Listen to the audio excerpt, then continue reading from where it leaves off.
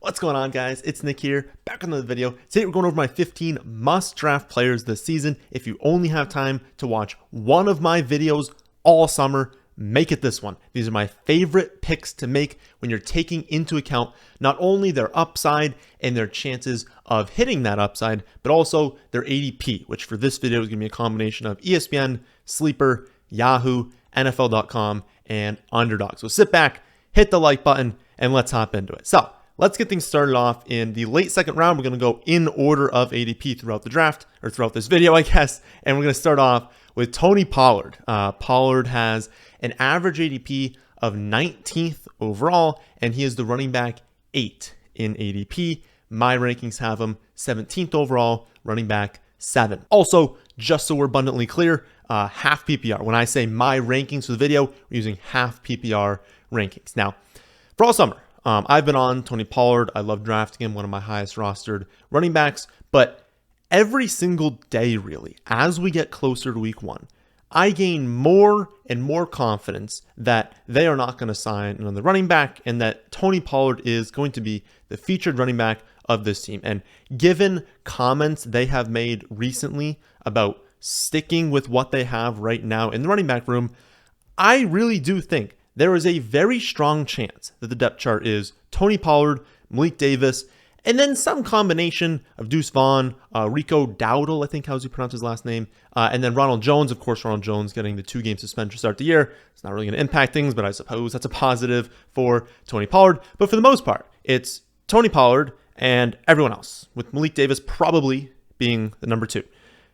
It doesn't matter, right? Like, who cares who the backups are? If they are actually going to have Tony Pollard as the lead back of the Dallas Cowboys this season, he's going to crush. In 16 career games with at least 12 carries, he has 1,385 rushing yards, 42 receptions for 388 more receiving yards, 13 touchdowns for 17.3 half PPR points per game. And it is also worth noting that he played less than half the snaps in 9 of those 16 games.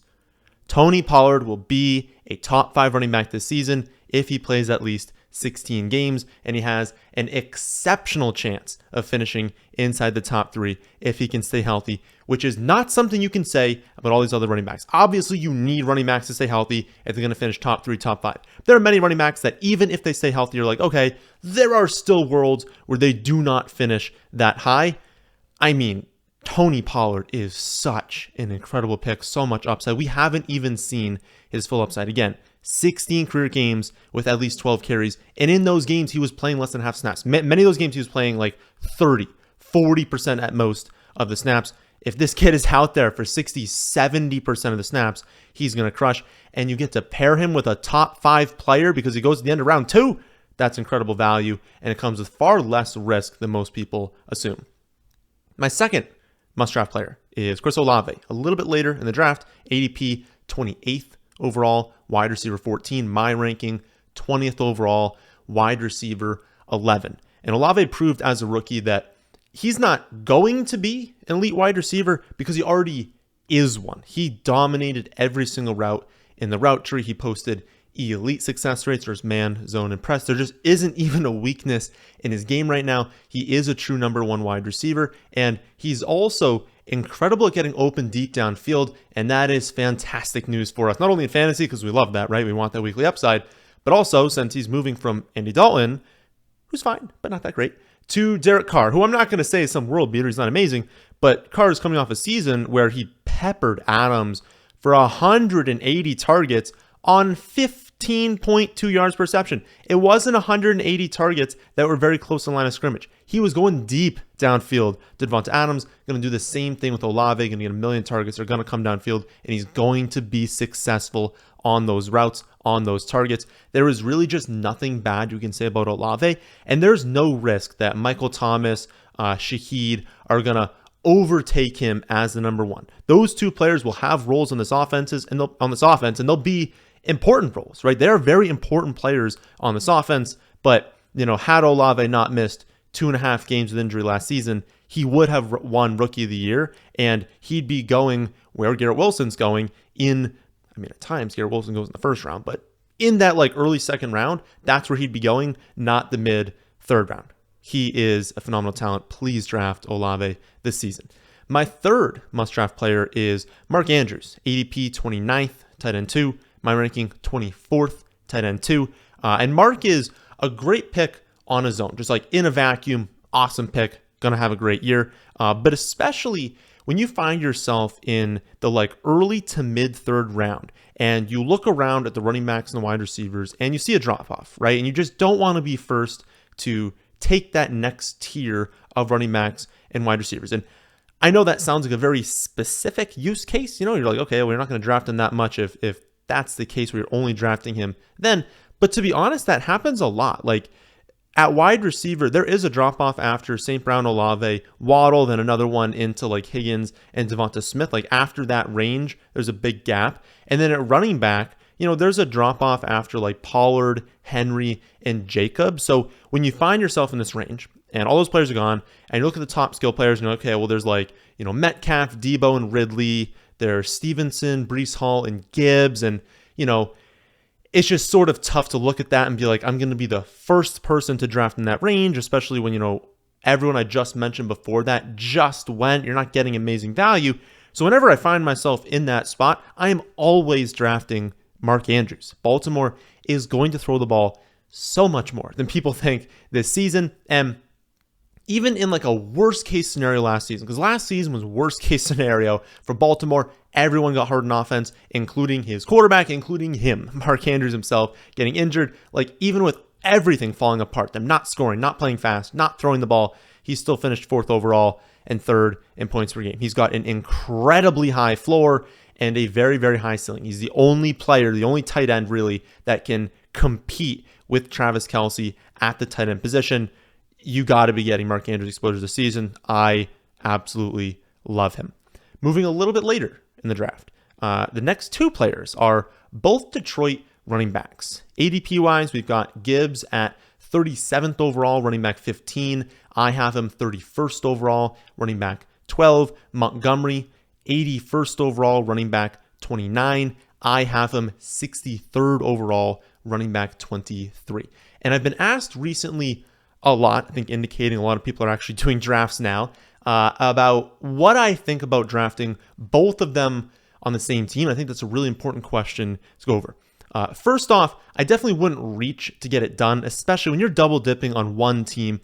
You do kind of remove outs, and so you really want to be getting it at value. So let's say you draft Gibbs around his ADP. That's like the late 3rd, early 4th round. He's on your team, right? If you do that, I would definitely make sure you're not drafting Montgomery, where I have him ranked again. That's pick 63 and half PPR. And I would make sure you get him at his ADP, which is pick 81 or later than that. And the reason is that one of the outs for Montgomery as to why I have him 63rd is removed when you roster Jahmyr Gibbs. Because part of the appeal with Montgomery is that not only will he likely exceed value when Gibbs is healthy, but his best case scenario is that Gibbs got hurt, right? If Gibbs gets hurt, Montgomery is easily a running back 1, and he turns into a league winner. And while that still remains a possibility if you draft Gibbs, it's not a possibility you want to happen, right? So if you remove that, then we're eliminating one of these really positive outlooks for Montgomery, and that's going to lower him in the rankings after you draft Gibbs. So assuming you draft Gibbs, you should bump Montgomery down in the rankings. But let's say you do that, right? You're like, okay, I understand that, but I'm at pick 90, right? He's now nearly around a value. You have Gibbs, but like Montgomery is far and away the top ranked player in the rankings, and running back is also like a good pick for you to make. You know, you're not drafting too many of them. Should you still draft Gibbs? I think at that point, the answer is yes. Detroit running back scored by far the most fantasy points of every backfield last season, and now leave behind 419 touches, 25 touchdowns, which is more than enough for both to finish as top 20 running backs. And you can also start them knowing you're just locking up all the running back points for Detroit. Last season, Jamal Williams, DeAndre Swift, who are both worse than Montgomery and Jahmyr Gibbs, well, they played 14 games together. And if 2 running backs combine, you just throw them into running back 1, running back 2. If they combine for 28 points in half PPR scoring, that is equivalent to just starting 2 low-end running back 1s, which you will always take, especially for where you drafted them.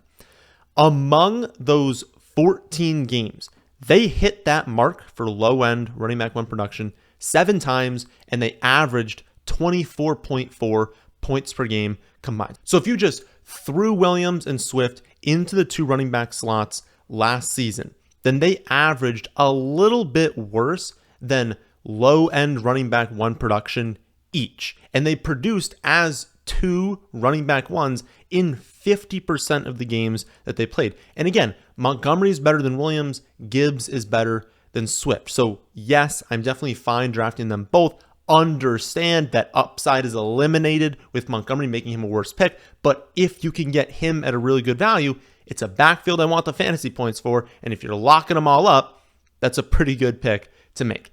My 6th must-draft player is Justin Herbert, ADP 54th overall, quarterback 7. My ranking 43rd overall, quarterback 6. And I'm just so confident that Herbert is going to have a monster season this year. Last year, it was a down year for the Chargers overall, and I think that's a little bit playing in people's minds because that's the last thing they saw with Herbert. But both Allen and Williams missed time last year with injury, and Herbert himself was banged up for a lot of the year. If we get a season where Eckler, Allen, Williams, Johnston, Everett, Herbert are all healthy, Herbert is going to finish top 3 in passing yards, and he could legitimately break the single season passing yardage record. I'm not sure if I'm going to make a bold predictions video, but if I do, that's going to be one of them. I truly believe Justin Herbert has a really good shot of breaking the single season passing yardage record this season. He has 1,132 more passing yards over his first 3 years of his career than any other quarterback in the history of the NFL, and that's not because he played more games, okay? Andrew Luck was second place. Again, he's got the 1,132 more yards than him. Peyton Manning was third place. He has 1,800 more yards than him, and it's only on 1 more game played than both of them. I don't think Peyton Manning was throwing for 1,800 yards and an extra game. And he also has, just to throw on top of that, 8 and 9 more passing touchdowns than those two had. So we have a quarterback that's entering year 4 who's been phenomenal in the first 3 years, now has his best skill players he's had in his career, and an offensive coordinator now that had the Cowboys ranked top 3 in plays per minute and top 10 in no huddle rate in every year that Kellen Moore was the offensive coordinator for the Dallas Cowboys. Herbert is an exceptional pick this season, and I think he's going to have a massive bounce back this year. Moving back to wide receiver, how about some Drake London? ADP 58th, wide receiver 24, my ranking 47th, wide receiver 20. And I know a lot of you just can't get on board with me liking Falcons players this season, but London was significantly better than his stat line indicates last year. And his stat line wasn't even bad, right? 72 for 866 yards, 4 touchdowns. I mean, you're getting him at a pretty good ADP discount for a player taken 8th overall, posting those numbers and having great underlying stats. I mean, rookie season, he had the highest yards per route run of any wide receiver over the last 2 years, posted elite success rates for his man, zone, and press. He ran his 5 most run routes at a well above average success rate. Like, he was fantastic. Mariota just wasn't, and then when they swapped to Ritter over the final 4 weeks, London had a season-long pace of 106 receptions, over 1,400 yards. People hate the Falcons. They just do, right? But they were 15th in points per game last season, despite Mariota starting 13 weeks, Pitts getting hurt for most of the season, London being a rookie, Bijan being in college, and they've just improved in all of those spots over the offseason. Brandon Thorne over at ETR, he has them, the offensive line ranked top 10 after that improved at well. It's just all improvements for Atlanta. We've got a phenomenal talent in a great situation, going to have a huge target share. Phenomenal pick in those like early to middle rounds, kind of depends on what you call the cutoff for middle there. Moving a little bit later, my 8th must-draft player is Rachaad White, ADP 71st, running back 25, my ranking 64th, running back 24. And yes, I know that it can be scary drafting a running back in this kind of dead zone, but honestly, the dead zone isn't even that dead this season for the running back position. We've got some pretty good running backs in like the running back dead zone right now. White's going to be entering year 2 as the clear lead back for the Bucs, and honestly, I think I've been a little bit too hard on the Bucs this summer. Like, I've been all over Godwin. Godwin just missed the cut for this video, but I still love him. But I think I've been too hard on everyone else. Like, they honestly have a decent amount of talent on this offense. Like, Godwin and Evans is still an elite duo. They're getting up there, at least Evans getting up there in age. But for this season, like, they're going to be an elite duo. And let's not forget how good we thought Rachaad White was going to be last season. Like, we loved him as a prospect since we knew he had featured upside given just how elite he is as a receiver and that he is built to handle a very heavy early down workload. He can handle being a feature back. But what, now that he's clearly going to have a chance at being a feature back and only costs us a 6th-round pick, we're just going to jump ship? Like, that just doesn't feel right. I don't know why I haven't been as in on him this summer. I've drafted him plenty, but he's such a good pick. I needed to have him a little bit higher. It just, especially when you just look at this team and you look at what the Bucs like coaching staff has been telling us. They're telling us he's the guy. They're telling us they're going to give him a ton of touches. Why are we not listening to him? And honestly, I've said this a million times this summer, the only running back that we should be worried about, like, it'd be one thing if they were telling us that they were going to feature him, but we're looking at the running back backfield and we're like, well, there's a lot of backs that could give volume to him. The only back I'm worried about is Sean Tucker. And I am worried a little bit about Sean Tucker. But like, I'm not scared of Keyshawn Vaughn, of Chase Edmonds, of Patrick Laird. Are you kidding me? Like, this is not a good backfield. Rachaad White is clearly their best back. It's really only Sean Tucker that's going to be capable of pushing him. And honestly, there's enough to go around. Like, Tucker can push him, can get some snaps this season because Leonard Fournette's leaving behind 262 touches. Like, White's not going to have 441 touches. There is plenty remaining with Fournette leaving for Tucker to still be used and for White to shatter his 6th-round ADP. And then what if Tucker, who is still an undrafted rookie, well, what if he just doesn't work out? Well, now White is clearly a league winner because, I mean, let's just be honest. That running back core is not pushing Rachaad White for touches. He can produce on this team. My 9th must-draft player is JSN, Jackson Smith, and Jigba, ADP 90th overall, wide receiver 35. My ranking 68th overall, wide receiver 31. And I feel like I haven't talked about JSN a lot. I talked about him a lot to open the offseason, but we've kind of been in a lull where I haven't talked about him a ton. But I think that's more because he's like an appropriate value on Underdog, and I just kind of figured he was on other sites too. But he goes 93rd on ESPN, 101st on Yahoo, 114th on NFL.com, and that's just silly. Like, he is the best wide receiver in this draft class. He's never going to face double teams with Metcalf and Lockett there, and he's on a very high-scoring offense that even last season was much more pass heavy than a lot of people assume. This is going to be a highly efficient offense, one that I think could make that leap into the top 7 in scoring this season after finishing 10th last year. And even though camps just opened up, the reports have been overwhelmingly positive about JSN. They're already saying he can push for snaps in 2 wide receiver sets. Obviously, he's playing in 3 wide receiver sets, which they will run a lot more this season. He's just a breakout waiting to happen.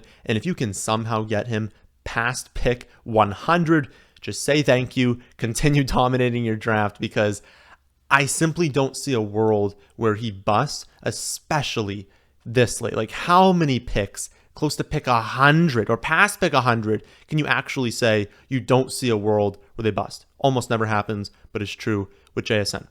My 10th must-draft player is James Cook, ADP 88th overall, running back 31. My ranking 76th overall, running back 27.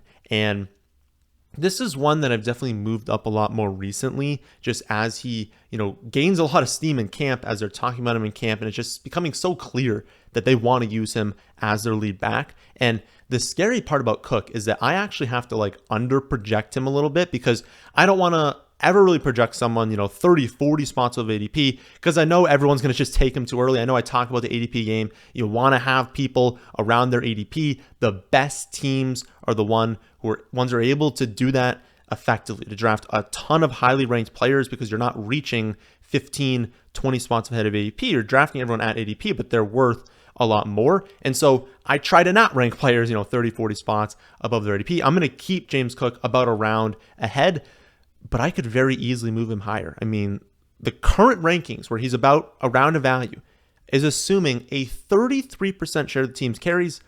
That feels very conservative. A 20% share of the rushing touchdowns, again, very conservative, and a 9% target share. That's it. And he still grades out all round ahead of ADP.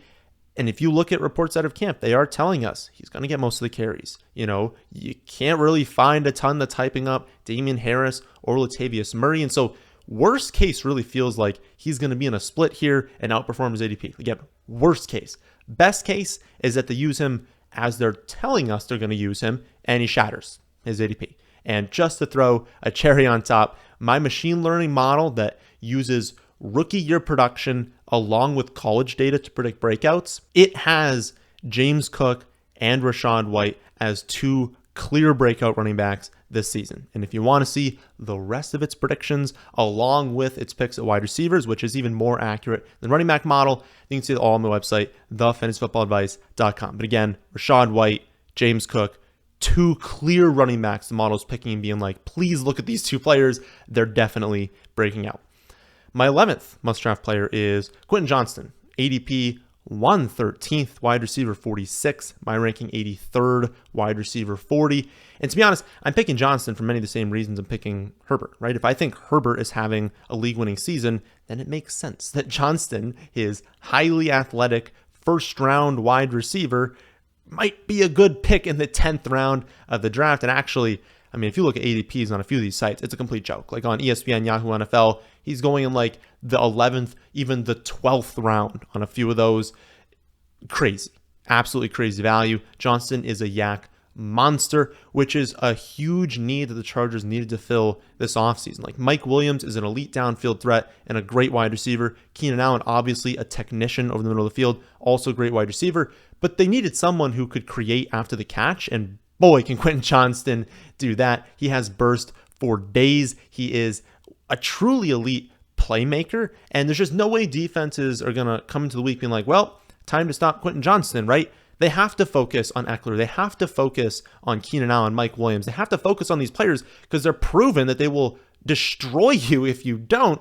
And that's going to leave Quentin Johnston a lot of single coverage. And if you give him single coverage, he is one move away from taking it all the way to the house. Now, he is a rookie, and so maybe it takes him a few weeks to really get going. We usually see rookies break out in the second half of the season. But that's not a problem past pick 100, right? You're not drafting him to be a starter in week 1, 2, 3. You're drafting him for that second half. Because if he breaks out and if they have a single injury on offense, oh my goodness, the upside he has is insane. My 12th pick is going to be Skyy Moore, ADP 133, wide receiver 52, my ranking 98th, wide receiver 46. Now, Moore is definitely gaining steam on Underdog, and so it's possible that over the next few weeks that kind of bleeds into these other platforms, but especially for those of you drafting right now on ESPN, Yahoo, NFL Sleeper, his average ADP on those sites is 143rd, which is the late 12th round. So you're getting a wide receiver on a Patrick Mahomes-led offense who is probably going to be their number one. He's like the current favorite for that role, having a fantastic camp. We've got Tony getting hurt 10 minutes into their first practice. It's becoming clear maybe he just can't stay healthy, but at the very least, he needed camp. Tony needed camp to develop his route running, to command targets this season. I don't think he's going to do that. He's going to be a gadget player this season. It's the late 12th round.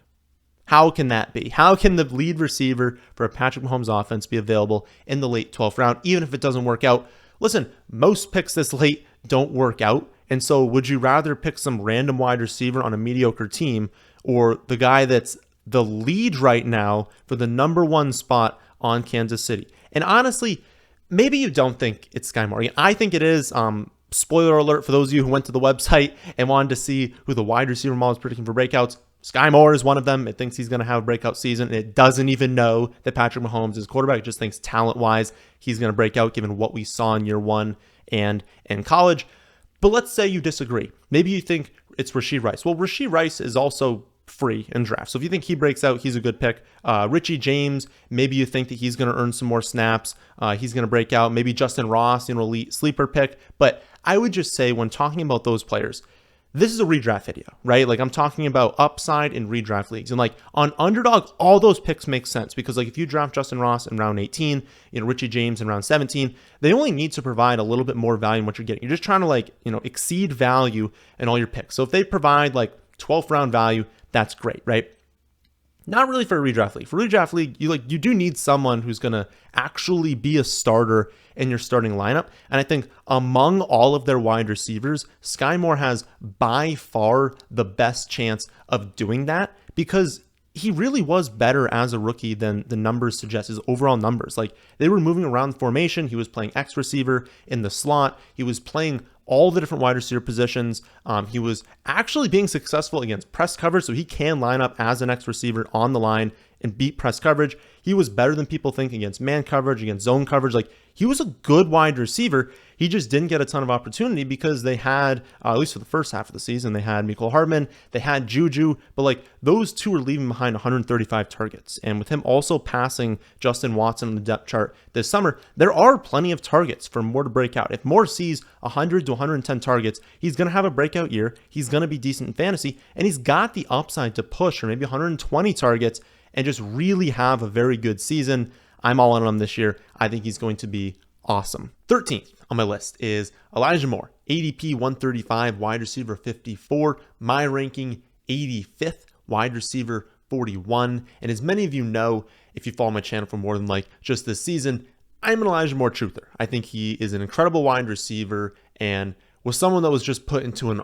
awful situation on the Jets. That all changes this season though. He is finally getting competent quarterback play. He's finally going to be on a high-end offense. Also, Elijah Moore is still extremely young. The following wide receivers are either the same age or older than Elijah Moore: Jaden Reed, Rashee Rice, Cedric Tillman, Romeo Doubs, Treylon Burks, Jahan Dotson, Justin Ross, and Christian Watson. All, again, either the same age or are older than Elijah Moore. So let's maybe not write him off because he wasn't able to produce these last two seasons when he's the same age or younger than that entire group of very, very young players catching passes from Zach Wilson, Mike White, and Joe Flacco, especially when the underlying metrics have been fantastic. He's been getting open. He beats man coverage. He's great at running routes. He gets open. They've just never had a quarterback that's capable of throwing him the football at an extremely accurate rate. But he does now, and I am fully expecting a breakout for him on the Browns this season. 14th player on my list is, of course, Tank Bigsby. I've been talking about him all off season, still all in on him. ADP 186th, running back 51, my ranking 128th, running back 42. And this one's just easy. Like that ADP is crazy when you consider that he's the clear backup on a very elite offense. And if Etienne goes down, he's going to be a featured running back. Plus, they've been praising him as a pass catcher in camp. They've been praising his red zone running abilities in camp.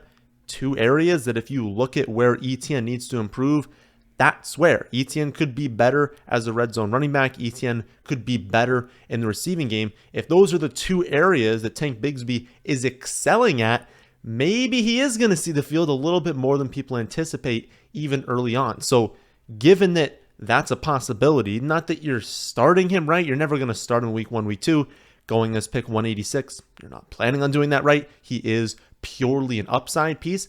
But the idea that he could be seeing the field right from week 1 is awesome. And then understand that like when you're this late in the draft, you don't really care about trying to like barely exceed value at the ADP. Like we don't want someone who's going to return a little bit better on average. We want someone that like if the starter goes down, what is their upside? Will it just be a rotation? Will they bring someone else in? I don't think either of those things are true for the Jaguars. I think if Etienne went down, we will have Tank Bigsby as the goal line back, the early down back, and the third down back. He will be a featured running back. That is upside you want to have on your bench because even if it doesn't happen, you're just giving yourself a chance. You need to be rostering players that provide some level of upside, because if you're not, then you just don't even have that chance of really having breakout players on your bench. And especially if you can do them on offenses you think the public is underrating, which I think the public is underrating the Jaguars this season, it is even better. Then finally, 15th must draft player is Marvin Mims. ADP 218, wide receiver 75, my ranking 144, wide receiver 64.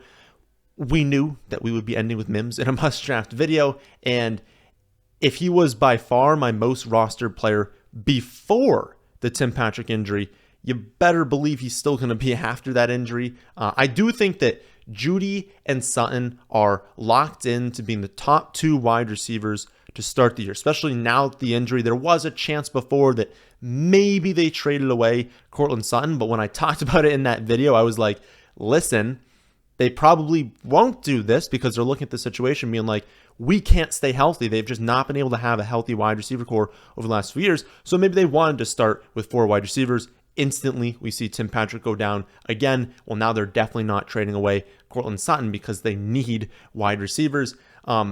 They've also been very desperate for a deep threat these last few years. Like, it's not that Sutton and Jeudy can't get deep. It's just that's not exactly like their strength, right? They've wanted someone whose strength is being a deep threat, and that's exactly what Mims is. He is a phenomenal field stretcher. And again, with the Tim Patrick injury, I think that now opens up, like even very early in the season, the possibility that he has a much larger role in the passing game just on average. Someone that they are relying on consistently to have a consistent target share, and that's amazing in fantasy, right? He has the upside to have a 12, 13% target share, and many of those targets will be coming deep downfield. So not someone that you're drafting to start in weeks 1, 2, and 3.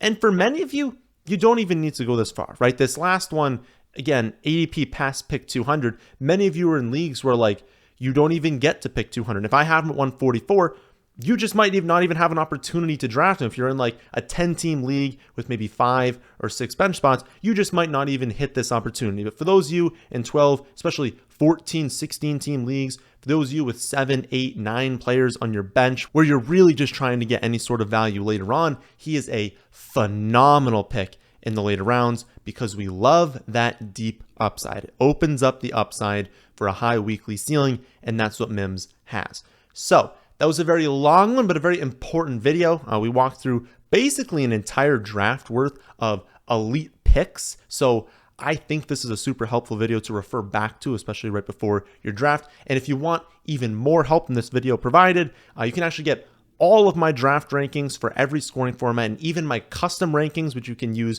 while drafting, all for free.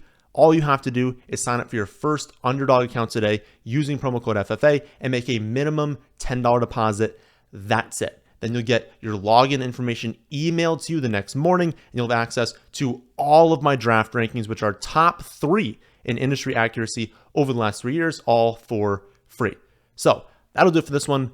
Hope you all did enjoy. If you did, how about hitting the like button? And how about subscribing to the channel if you're new here? Thanks for watching.